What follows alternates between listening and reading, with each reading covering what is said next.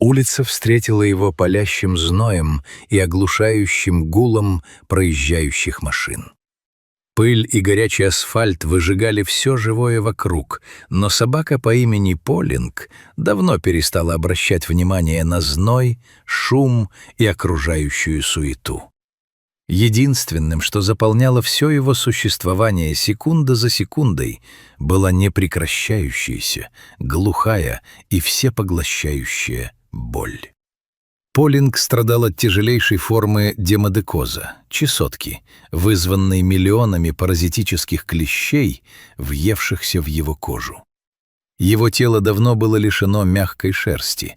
Вместо нее шкура покрылась плотным, трескающимся, до крови растрескавшимся слоем болезненных корок и окаменевших струпьев.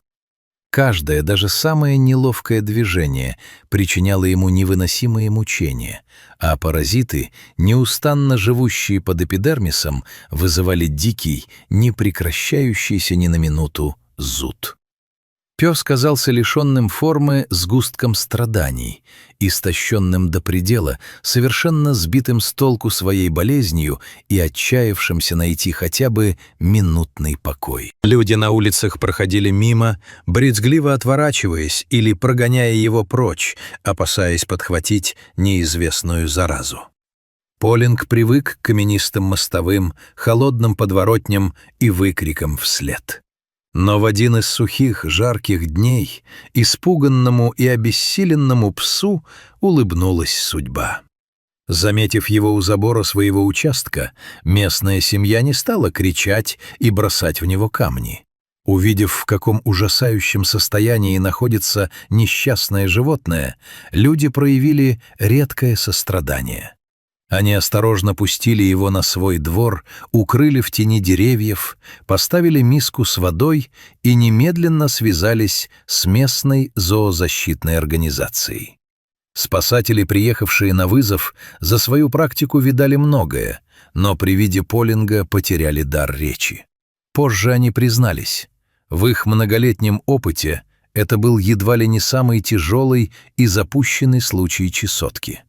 Не раздумывая ни минуты, Полинга осторожно погрузили на мягкую подстилку в машине и немедленно помчались в ветеринарную клинику. В стенах ветеринарной клиники началась долгая, предельно кропотливая и выматывающая борьба за жизнь собаки. Состояние Полинга оценивалось как критическое. Инфекция могла в любой момент вызвать сепсис, а организм пса был предельно истощен. Ветеринары сразу же разработали комплексную и интенсивную программу лечения. Она включала сильные медикаменты для уничтожения клещей, специальный курс антибиотиков, а также регулярные лечебные ванны. Каждое купание было испытанием как для врачей, так и для самого пса. Нужно было аккуратно, шаг за шагом, размягчать и смывать омертвевшие, окаменевшие слои кожи, не причиняя животному лишней боли. Параллельно с этим Полингу подобрали высококалорийное сбалансированное питание, богатое витаминами и микроэлементами, чтобы вернуть ему хотя бы малую долю жизненных сил. Произошло настоящее чудо.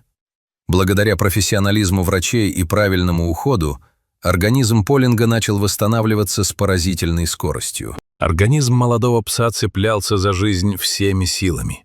Сухие, болезненные корки день за днем постепенно отпадали, уступая место чистой, хотя и воспаленной коже. Когда острое воспаление спало и раны начали затягиваться, произошло нечто поистине важное. Пес, привыкший ждать от человека только ударов и боли, впервые позволил спасателям ласково прикоснуться к своей голове. Он не зарычал, не сжался в ком, а лишь тихо вздохнул и доверчиво прижал уши. В его глубоких умных глазах прежний страх и паника сменились застенчивым доверием и безграничной благодарностью. Спустя 2 недели ежедневных процедур и интенсивного лечения в клинике Полинг был готов к выписке. Его шерсть еще не успела отрасти, а кожа все еще оставалась розовой и уязвимой. Но главный, самый опасный период был позади. Спасатели отвезли его обратно к той самой доброй семье, которая дала ему приют в день спасения и не прошла мимо его беды. Волонтеры наносили Полингу визиты буквально каждый день, привозя лечебные корма, витамины и проверяя состояние кожи. Каждый раз, когда машина спасателей подъезжала к дому, пес выбегал навстречу, неистово виляя хвостом и радостно повизгивая. С каждым новым днем, под некогда больной и отталкивающей броней, все ярче раскрывалась его настоящая личность. Перед людьми представал невероятно добрый, ласковый, чуткий и озорной пес, жаждущий внимания и любви. К сожалению, спокойная и размеренная жизнь на прежнем месте длилась недолго. Через несколько недель семья с огромной тревогой и горечью в голосе связалась со спасателями. Они сообщили, что Полингу больше небезопасно оставаться у них во дворе. Некоторым из соседей, ничего не понимавшим в ветеринарии и не верившим в безопасность выздоравливающей собаки, не нравилось присутствие пса. Людей пугал его необычный внешний вид, ведь шерсть только-только начинала пробиваться. Соседи проявляли агрессию, постоянно устраивали скандалы и прямо требовали избавить район от пса, угрожая расправой. Чтобы защитить Полинга от возможной беды и не подвергать его жизни риску, волонтеры приняли решение срочно перевести его на временную передержку в безопасное место. Его забрала к себе Элика, одна из ключевых участниц команды спасателей, у которой уже был большой опыт реабилитации сложных животных. Переезд в дом Элики стал окончательным переломным моментом в судьбе Полинга. Там его ждали не только постоянный уход и забота, но и новая социальная компания. 2 дружелюбные и воспитанные собаки, а также маленькая дочка Элики. Попадание в настоящую домашнюю атмосферу, наполненную уютом, любовью и детским смехом, заставило Полинга окончательно расцвести. Он буквально на глазах учился заново быть обычной, счастливой собакой.